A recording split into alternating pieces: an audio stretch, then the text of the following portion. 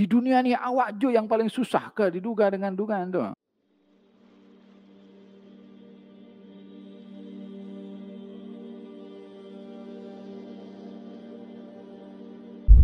Masa itu salah seorang sahabat bernama Hanzalah, saya ingat, mendekati Rasulullah, katanya, "Ya Rasulullah, izinkan saya cabut besi itu." Maka didekati dan digigit. Jadi besi itu masuk dalam, masih ada sisa depan hujungnya tuh. Nak ditarik susah, bukan sekarang mudah nak dia gigit dengan giginya dengan kuat, kemudian ditarik pelan-pelan. Kalau tarik dengan tangan tak mungkin. Nah, tapi dengan gigi dia boleh gigit dan ditarik.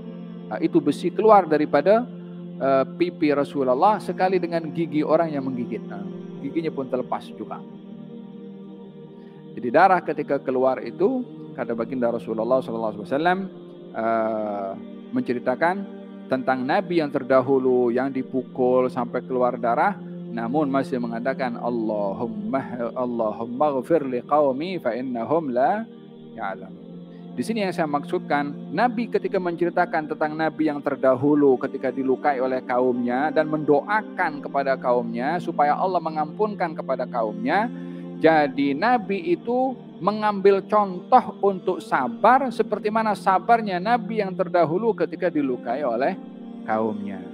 Jadi ada kekuatan tersendiri pada hati seseorang yang mendengar kisah daripada yang kisah orang-orang yang mulia yang terdahulu untuk menjadi penawar kepada masalah yang dilalui dalam hidupnya. Kalau kita kehilangan orang tersayang, berapa banyak contoh daripada umat yang terdahulu yang kehilangan orang tersayang. Kalau seorang diduga itu dengan sakit, berapa banyak kisah orang yang terdahulu diduga dengan sakit yang lebih teruk daripada sakitnya kita. Kalau seorang diduga dengan kemiskinan dan sukar dalam hidup, berapa banyak orang yang terdahulu diduga lebih sukar daripada kehidupan kita. Tak ada yang pergi gantung diri, tak ada yang dia pergi minum ubat lebih daripada dosnya, tak ada dia ambil kerat di punya tangan macam yang berlaku baru-baru ini masa Covid kan, ada yang stres, ada orang lompat daripada la ilaha illallah Muhammad Rasulullah. Awak seorang ke diduga dengan dugaan macam tu ke? Di dunia ni awak je yang paling susah ke diduga dengan dugaan tu? Nah, coba tafakkur, fikir. Macam mana orang lain? Macam mana orang terdahulu? Oleh sebab itu pada kisah ada sentuhan yang memberikan kekuatan di dalam. Nabi SAW sentiasa bila berhadapan yang mengganggu dan menyakiti perasaan beliau akan membandingkan dan mengingatkan dirinya tentang nabi-nabi yang terdahulu. Ketika dilakukan oleh beberapa kaumnya dengan hal-hal tertentu, ingat kepada Nabi Musa. Rahimallahu Musa, laqad udhiya aktsara min hadza.